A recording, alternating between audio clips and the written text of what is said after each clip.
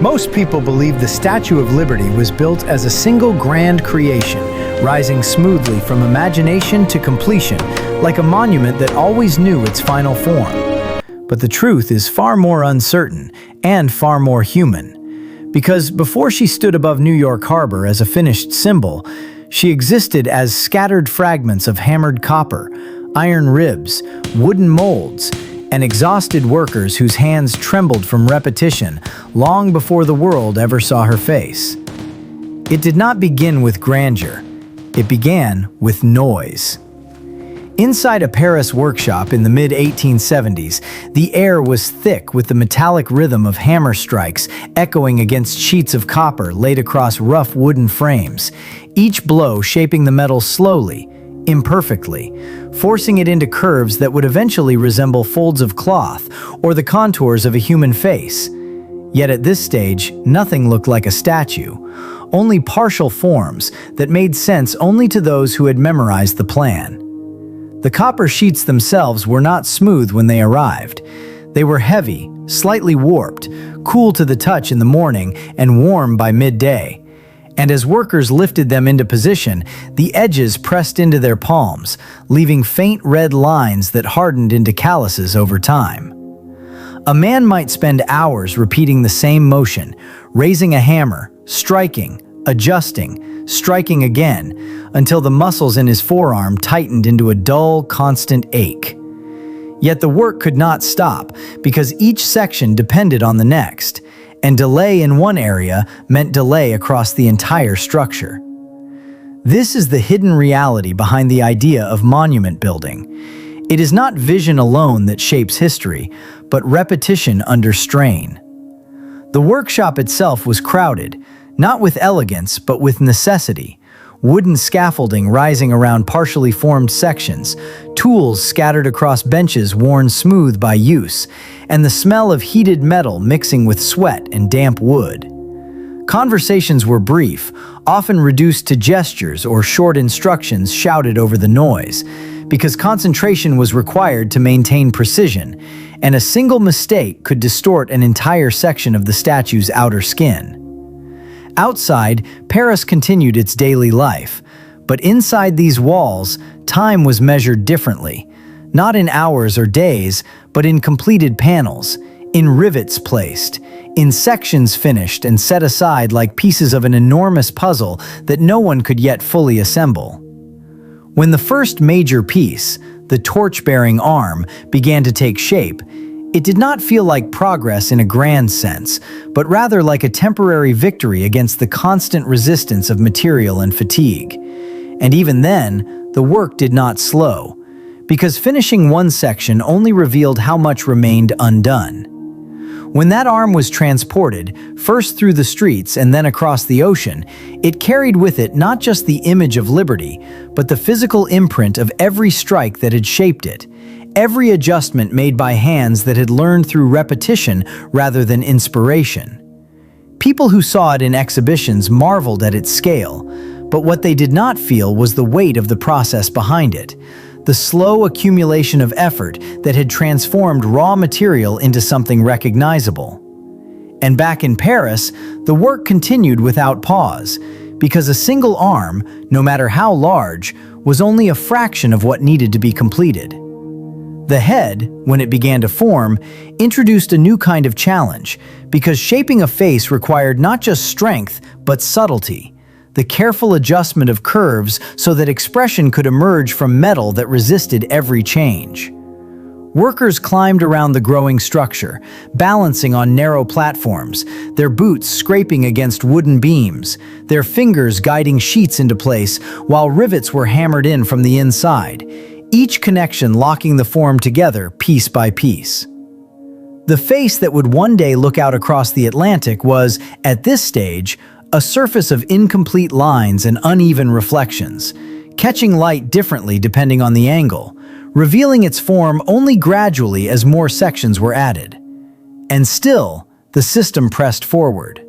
Funding was uncertain, plans shifted, and yet the labor did not pause, because stopping would mean losing momentum that could not easily be regained. This is where the deeper truth emerges. The statue was not built because conditions were ideal, but because people continued working despite the instability surrounding them. In this way, the structure itself became a reflection of endurance, not as a concept, but as a physical process. Each panel shaped under pressure, each joint secured despite uncertainty, each day adding weight not just to the structure, but to the bodies of those building it.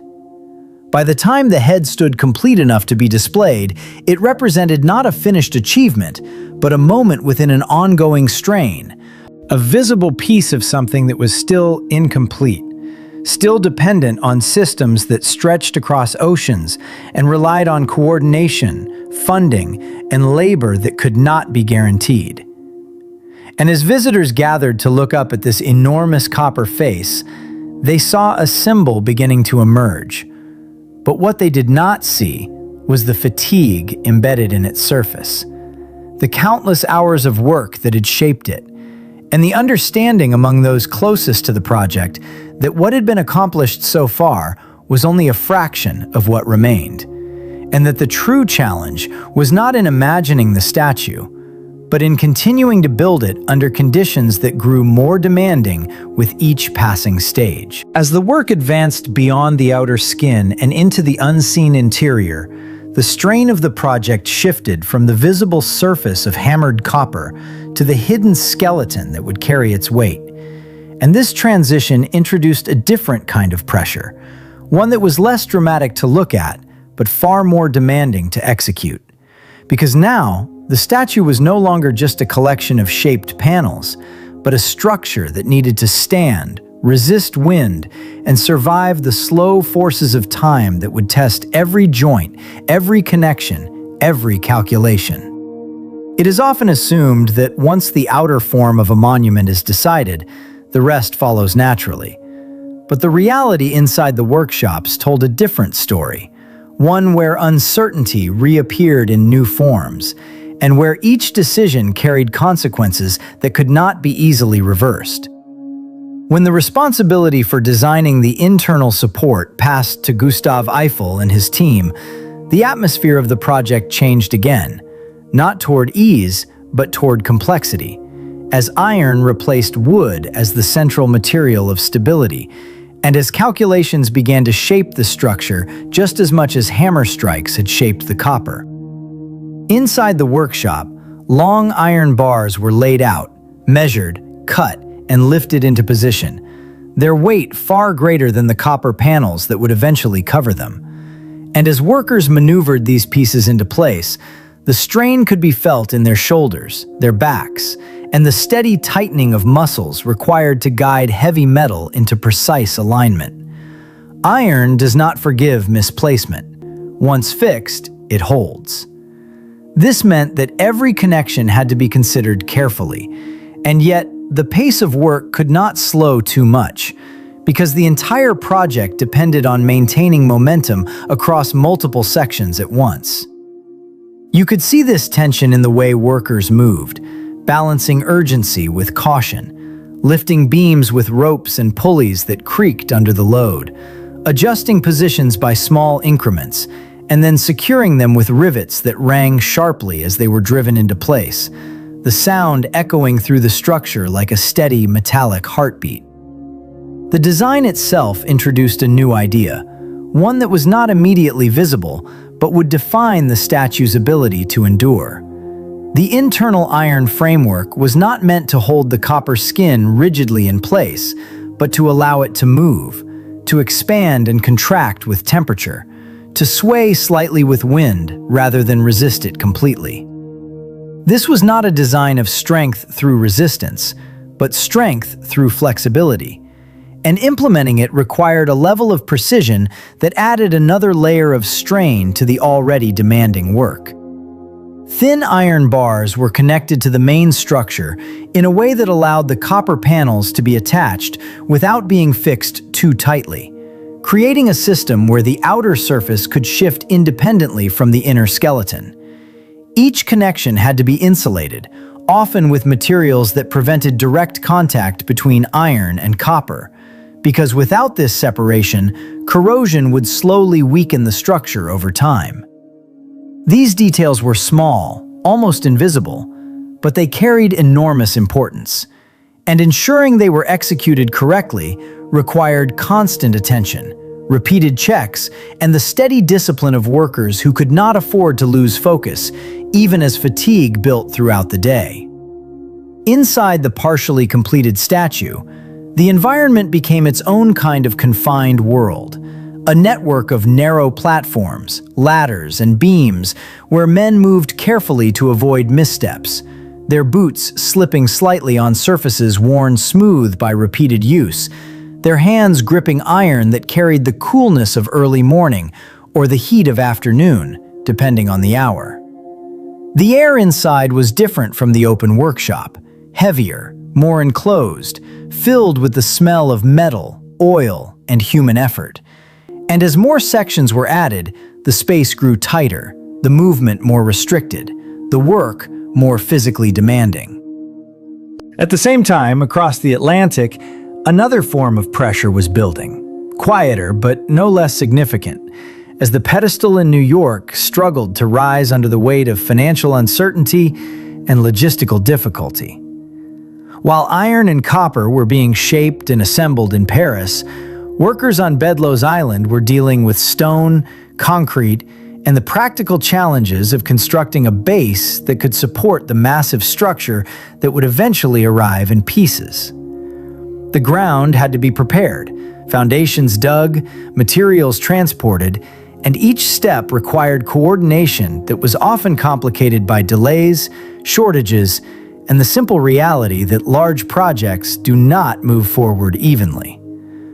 A mason might spend hours aligning blocks of stone under the sun, the rough surface pressing against his hands as he adjusted each piece into position, only to pause when supplies ran low or when plans shifted, forcing him to rework sections that had already been completed. This was not inefficiency. It was the natural result of a system stretched across distance, dependent on multiple sources of support that did not always align. In both locations, the work continued, but not smoothly, not predictably, and certainly not without cost. Fatigue accumulated in different ways on each side of the ocean, in the steady hammering of iron in Paris and in the heavy lifting of stone in New York. Yet both were connected by a shared understanding that stopping was not an option, even when progress slowed or uncertainty grew. By the early 1880s, the statue existed in a state of partial completion that revealed both its scale and its fragility.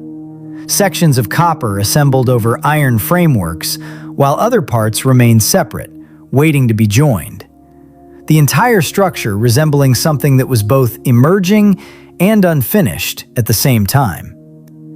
Visitors who entered the workshops could see the pieces laid out: the arm, the head, the torso, each one impressive on its own, yet none complete without the others.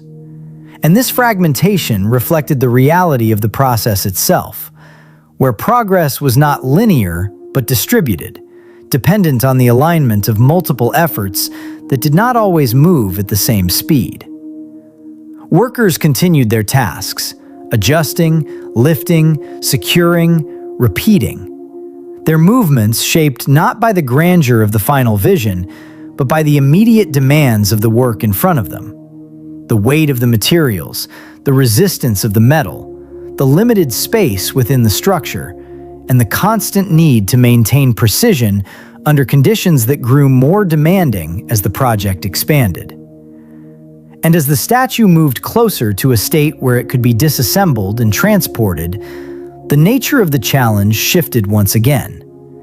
Because building something in one place is not the same as taking it apart and rebuilding it somewhere else. And the knowledge that every piece would soon be separated, shipped across the ocean, and reassembled under different conditions introduced a new layer of pressure, one that would test not only the strength of the materials, but the accuracy of every decision made up to that point. And as this realization settled into the rhythm of the work, the steady, quiet endurance that had carried the project this far became even more essential. Because what had been built through repetition and effort would now depend on whether that effort had been precise enough to survive the next stage of its journey.